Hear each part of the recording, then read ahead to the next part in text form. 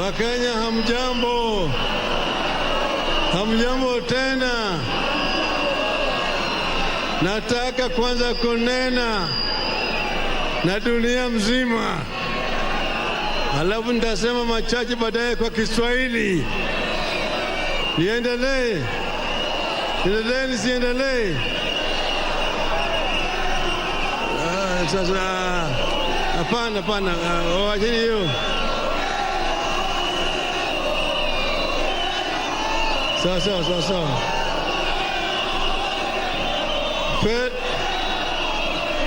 Sawa, itosha.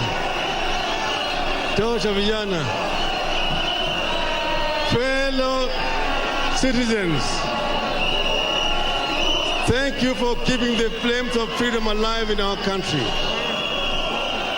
Thank you also for standing with me in the many years of struggle to liberate Kenya. Thank you for the battles you have fought together. The journey has been long, but I have not fought alone or felt lonely. You have fought together. But allow me to take this very special moment to convey my very personal and deep gratitude to my family and the entire Odinga family for their enduring spirit in difficult, upsetting and tragic times. Through the times, they have kept powering through and lived up to the Jaramogi Oginga Odinga's mantra that freedom has a price. I also want to thank my fellow compatriots in the struggle. Thank you for keeping the faith. Thank you for fighting the good fight. I wish especially to thank the strongest human being known to me, Her Excellency, Dr. Aida Betty Anyanga Odinga, the pillar of our family and the secret weapon to our combined strength. Aida is the mother of our 4 children, Fidel Odinga, Rosemary Akeyo, Raila Jr., and Winnie Imgad Chogo. The 4 are all different in character, but are all endowed with the strength of their mother, Aida. Every time they put me behind the bars in the 80s, they thought they'd stop the fight for Kenya, only for them to meet an even more relentless fighter in the person of Madam Aida Odinga, a fighter as determined as only a mother can be for her children. Nothing can stop the power of a good woman fighting shoulder with shoulder with an engineer. However, in this election, Mama Aida Odinga's children are you, the people of Kenya. Fellow Kenyans, by voting in our next deputy president, Madam Martha Wangari Karua, you will have a complete army to fight for you and our country. Martha is a freedom fighter. She has stood for the right of the people of Kenya. She had paid a price for it. She has stood straight even at the times of great difficulties. That is something you won't find on the other side. There are neither fighters nor fighting spirit on the other side. There is no known fight to make Kenya a better place that has been led by the people on the other side. The fighters for a better Kenya are on this side. Wako hapa Kasarani leo. Fellow Kenyans, Wangari and Amolo are not simply running to win an election. You are running to make Kenya a first-class global democracy and an economy. You are running to build a Kenya of hope and opportunity. A Kenya not of 45 individual tribes, but one big Kenyan tribe. My dear Kenyans, I am here today to declare a celebration, but also sound a battle cry. As Christians hymnals tell us, the long dark night is almost gone, and the morning soon will break. We are on the verge of a great victory. I, Raila Odinga, have seen Canaan, the land of milk and honey, the land of no woman cry. I have seen the promised land, the land of the redemption song.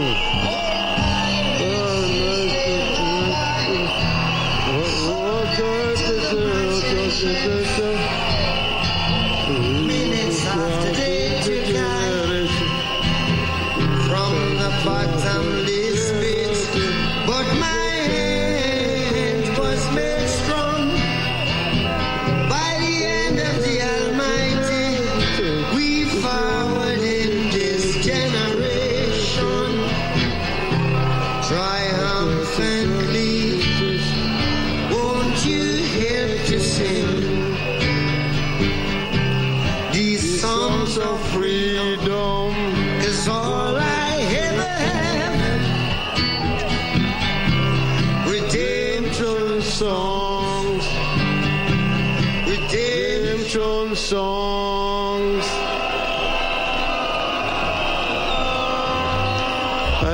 Hello? Hello? But we know the battle is hardest when victory is nearest.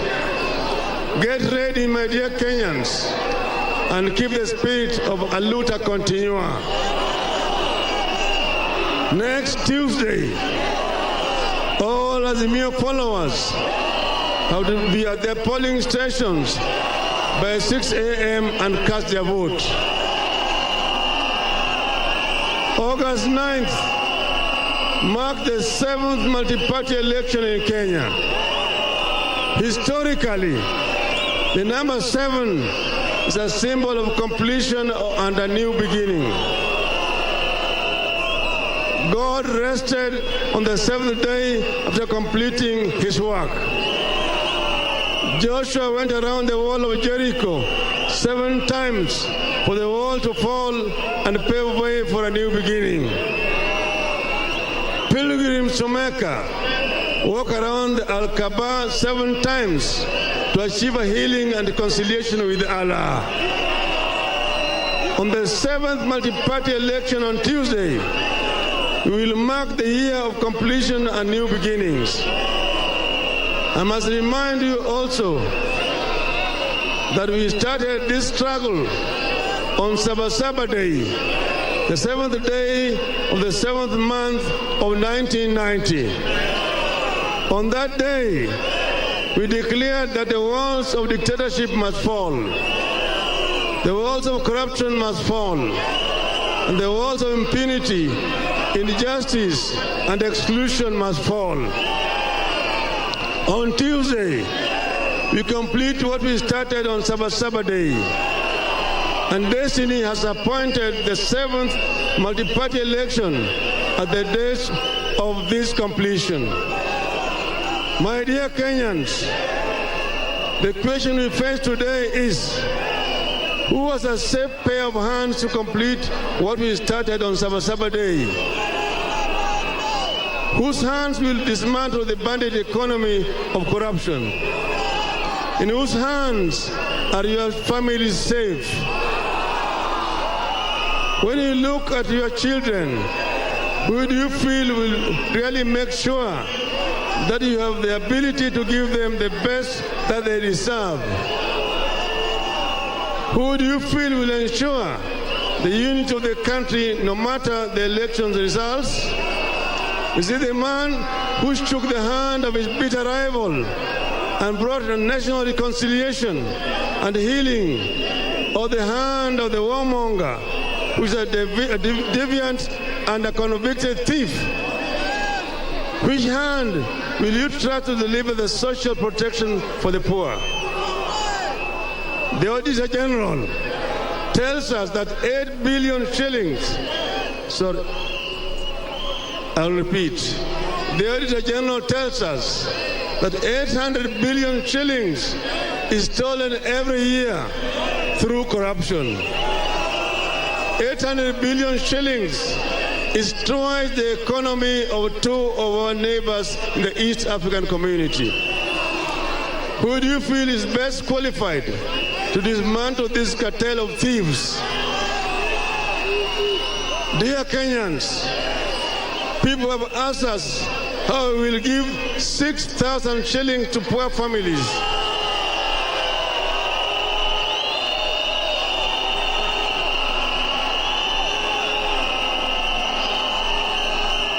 Hello? Hello? I repeat, people have asked us how we will give 6,000 shillings to poor families. But that is the wrong question.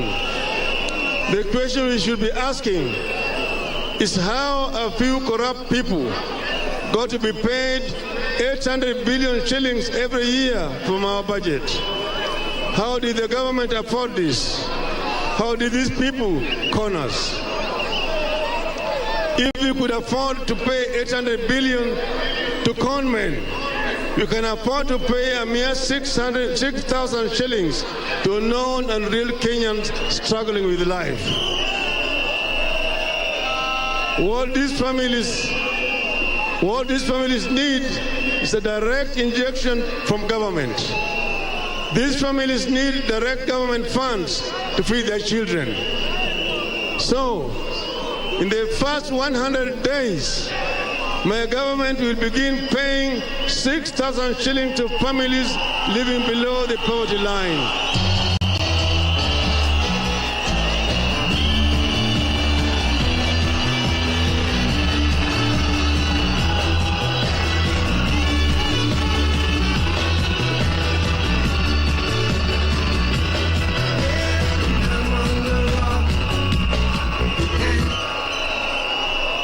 Hello? And we will not stop until they reach a place where they can feed their children without our help. This is what we are calling Social Protection Program. Fellow Kenyans, as you go to the ballot on Tuesday, I want you to know that we as a country are at inflection point. Either something very good will happen or something terrible will happen. You have a choice of the promised land, but the land of bondage is also within sight. The Pharaoh is refusing to let our people go. We left the land of bondage on Sabasaba Day in 1990. On that day, we declared this: let my people go. Today I repeat the same declaration: let my people go. Free them from bondage of thieves, free them from the bondage of liars, and free them from the chain links of corruption.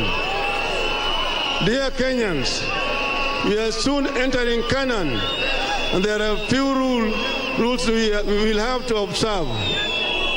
In Canaan, we must embrace reconciliation. We cannot get to Canaan a divided nation that is half bitter and half happy. In my government, there will be no revenge. I pledge to be the president of all. I have made this decision because I did not choose my liberation cause. The liberation cause chose me. And when I was tempted to run away from it, the cause always found me.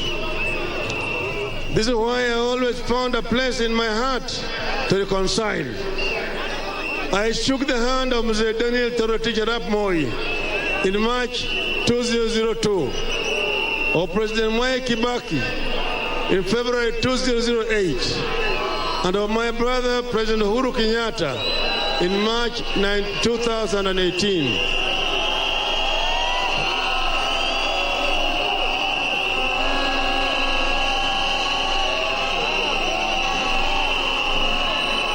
And at this stage, I want to pay tribute to President Uhuru Muigai Kenyatta for showing statesmanship and embracing dialogue and agreeing to work together for the betterment of our country. I want to assure Kenyans that we will continue with this handshake doctrine, the doctrine of unclenching the fist for the sake of Kenya. I will shake the hand of my rivals and pay the political price if I have to. I will shake their hand if I win, and I will shake their hand if I don't. And I will do it because I love Kenya more than I love Raila Amolo Odinga.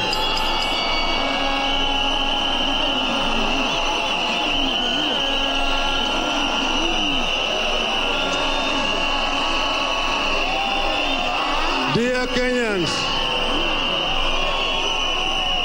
the election is a mere 3 days away. Make arrangements to vote on the 9th. Let us vote early.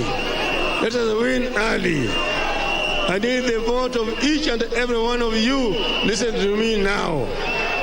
Choose your president yourself. Peace be with you all. God bless you. God bless this election. God bless this, our land and nation. Asanteni sana.